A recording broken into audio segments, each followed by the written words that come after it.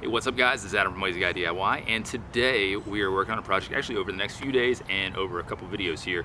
We're going to be working on a project that is based around this giant willow oak that's in our backyard. So we have an area that's neglected around the tree that we're going to clear out. Thanks to our friends from Home Depot Rental, it's going to let us borrow some equipment, and then we're going to be bumping a fence out and we're going to be doing a little play place around the area too. So stay tuned, watch the whole video series, and let's get started.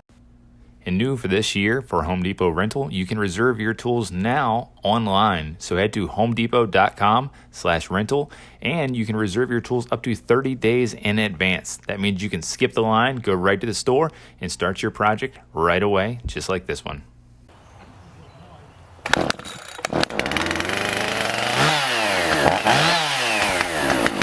Big problem here is all this snarl that's around this giant willow oak, and too much growing around it is going to cause problems in the long run. It's going to take water from it, any nutrients and stuff, and we want to make sure that this thing, since it's so big, is healthy when hanging out over our house. So the brunt of the work removing the rhododendrons and azaleas and everything is with the chainsaw, and that's why I picked up the gas chainsaw here. I could have done an electric chainsaw. I have those, I've used those, but really what needed to happen was I need to use a gas chainsaw so I could just remove everything, not worrying about it powering out or timing out on me. Then I could just use a little bit of gas if I run out, and good to go. So this thing worked like a charm. Again, picked it up from my Home Depot rental and then cleared out all of this area, cut everything down right to as close as I could in the ground, and then came the digging because the roots here were insane. I mean, you're talking deep growth of everything, I don't know, miles and miles of stuff that we had to pull out. And it actually took several days and a couple of rainstorms to really loosen things up. And then that really helped get some of these deep roots out. So, I mean, we had a pile, you could see it here, that was massive. It was the size of a small SUV. But we cleaned all that out. It looked great. And then we have this tree that's looking a little bit happier. So now in between the houses, there's this holly tree, there's more brush and everything that need to be taken care of.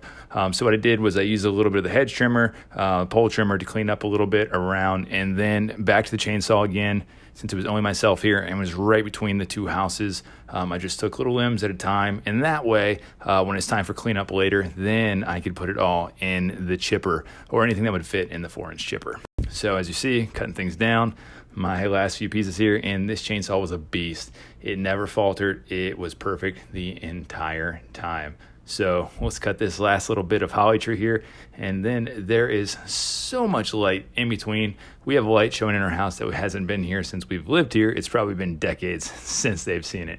So going back to the chipper here, chipper was great. This was a 4-inch chipper. It was great for limbs and branches. You just stick stuff in there, it chews it up, you lose the little compactor there, and then you're good to go. And then on to the stump grinder. I was a little worried about using this, but actually it was pretty easy to use. You just fire it up, and that little blade on the front just cuts everything down and grinds it all down. So pretty quick work for the stump there. Only took me, I don't know, maybe about 15-20 minutes to get this thing entirely grind it down and ready to go. All right, guys, that concludes the cleanup portion of this outdoor project. Thanks again to our friends from the Home Depot Rental for providing the tools to get this done.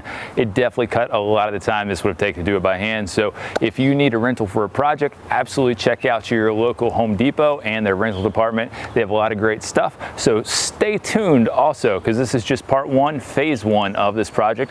We've cleared all this out, and now we're gonna start working for the outdoor space. Phase two will be taking us on the other side of this fence over here, and actually we're going to be taking this fence down.